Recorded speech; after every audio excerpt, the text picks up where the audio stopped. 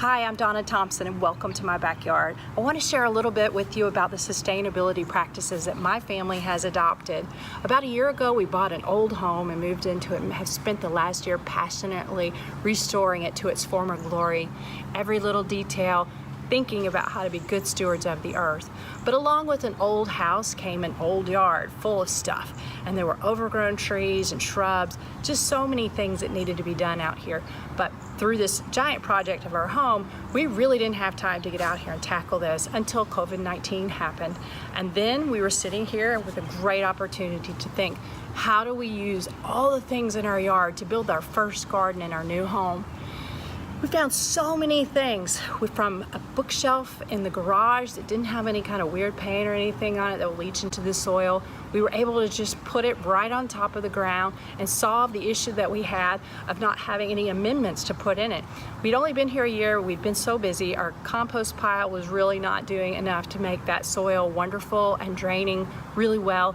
But when we made a really great raised bed, it kind of took care of that whole problem. And so that was just a wonderful thing.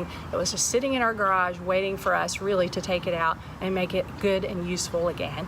We found these posts here, right here, and all of this wire meshing or fencing. It was like a border fence up underneath the bushes out here in our yard. We were able to make this wonderful teepee.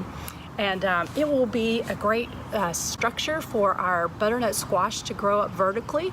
We'll get it off the ground so that we can use underneath that space as a place to grow some spinach and lettuce when it gets a little bit hotter out here.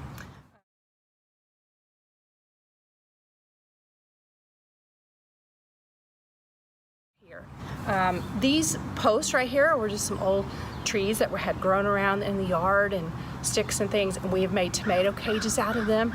The birds and the squirrels here are ruthless. They have no mercy. They will take anything and eat it. So we put that around there. We also use these things. These are really fun. I love these. These are just old CDs, and apparently they confuse the birds, which frankly, at this point, if you can confuse them just enough to keep them off of my seedlings, I'm happy about that. So we put those on and they seem to be working really well. But another fun thing to do was something that, like, who uses a CD anymore? Not too many people. So we have them in an old drawer and we're like, yeah, we're putting them to use. These will definitely go outside. Another fun thing that happened, we were wanting some basil, and we had a sharper because we really didn't leave our home. So we wanted some fresh basil for dinner, and we just asked. I thought, we'll just ask. I mean, who knows? Maybe they find it, right?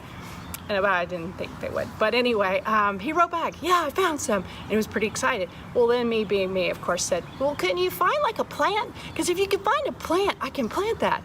And the guy, ... But he wrote back finally and said, I found one.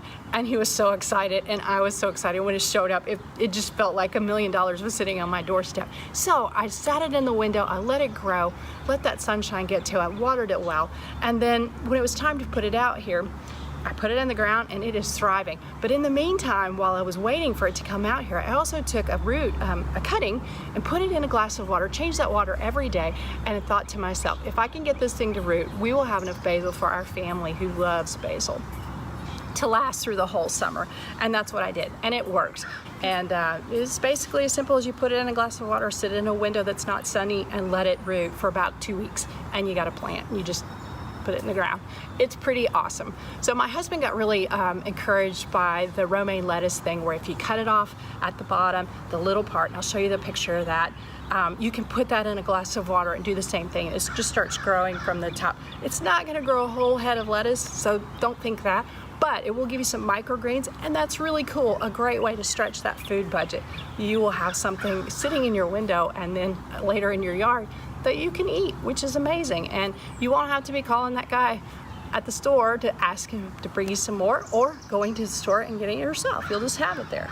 So I hope we've encouraged you, from our family to your family, to get out and try and figure out what's in your yard, what's in your garage, what can you do creatively to use your resources to make the world a better place in your own backyard.